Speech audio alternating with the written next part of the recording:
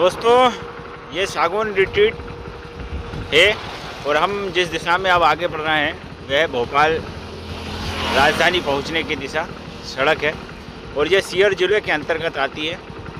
तो आगे मैं ये समस्या बताना चाहता हूँ कि आगे सड़क है और 2-3 पुलिया पड़ती है। उन पुलियाओं पे कोई भी सपोर्टिंग नहीं है।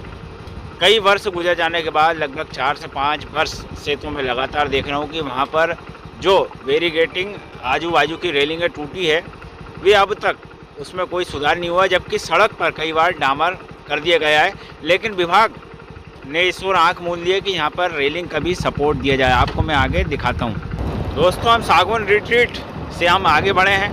यह एक सरकारी स्थान है जहाँ पर लोग आकर स्टे करते हैं, रुकते हैं, विश्राम लेते हैं। उसके आगे हम बढ़ते जा रहे हैं। तो अब आपको मैं आगे बताना चाह रहा हूँ कि यहाँ से लगभग सागौन रिट्रीट से 200 से 300 मीटर की दूरी पर एक पुलिया आती है।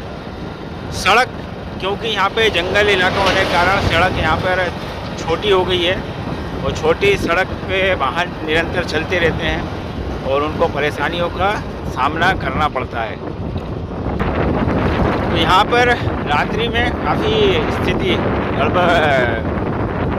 गड़बड़ हो सकती है। किसी भी वाहन चालक के साथ कोई दुर्घटना घटित हो सकती है, क्योंकि जंगली इलाका है, कोई भी जानवर यहाँ पे आ सकता है। लेकिन सबसे बड़ा कारण यह है कि ये दोनों ओर कितनी जो गहराइयाँ हैं अधिक है, वाहन रफ्तार से जाते हैं।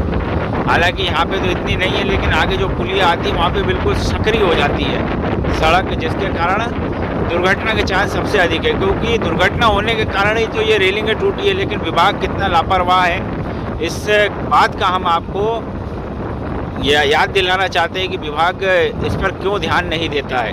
क्या वह लोगों की जान की परवाह नहीं करता है? हाँ, तो दोस्तों, ये हम वो पुलिया के पास आ गए। लगभग 300 से 400 मीटर की दूरी तय करके सागौन रिट्रीट से भोपाल दिशा की ओर हम बढ़ रहे हैं, अपने गंतव्य की ओर। तो ये वो पुलिया, मैं आपको बताना चाहता हूँ कि ये पुलिया पे खड़े होकर ही कि आप इसका अंदाज़ा लगाएं, इसकी गहराई का अंदाज़ा लगाएं दोनों साइड की, कि यहाँ पे ये टीन की अच्छी मजबूत यहाँ पे रेलिंग लगी थी दोनों ओर। अब मैं आपको उतर के बताता हूँ। यहाँ पे विभाग ऐसी 2-3 रेलिंग जगह है जहाँ पर काफ़ी घातक हो सकता है। इस ओर ध्यान, अगर ये रेलिंग बन जाए तो हमारे साथ हमारे मित्र भी हैं, अमित भाई। आपको ये लग रहा है कि नहीं कि ये घातक है? ऋषभ जी, ये बहुत घातक पुलिया है और देखा जाए तो इस रोड पे वाहनों की व्यस्तता, आवागमन, ट्रैफिक बहुत ज़्यादा रहता है। और ये पुलिया दिन में तो ठीक है, लेकिन रात में अगर कोई वाहन आपस में क्रॉस करते हैं आमने सामने से, और धोखे से अगर वो इस पुलिया पे क्रॉस करते हैं, दूर से देखने पे लगता नहीं ये पुलिया है, पास में आने के बाद समझ में आता है ये पुलिया है। और अगर पास में आकर यहाँ कोई वाहन क्रॉसिंग करता है, संभवतः उम्मीद है कि इस गड्ढे में, इस पुलिया में, इस नदी में वो गिर सकते हैं वाहन। तो ये मैं आपको बताना चाह रहा हूँ, अगर कोई जिम्मेदार अधिकारी इसको दृष्टिगत रख रहा है, कोई देख रहा है, तो इस पुलिया की मरम्मत करवाएं। अगर ये मरम्मत करवाएंगे तो किसी की भी जान बच सकती है। और ऋषभ जी, ये सड़क जो है माली बाया से लेकर ओबेदुल्लागंज के तक ये बुधनी उप संभाग में आती है। बुधनी उप संभाग इसका मेंटेनेंस करता है। जिला सीहोर जिले के अंतर्गत ये आता है और PWD के अंतर्गत ये बुधनी उप संभाग में आती है, वो इसका मेंटेनेंस करते हैं।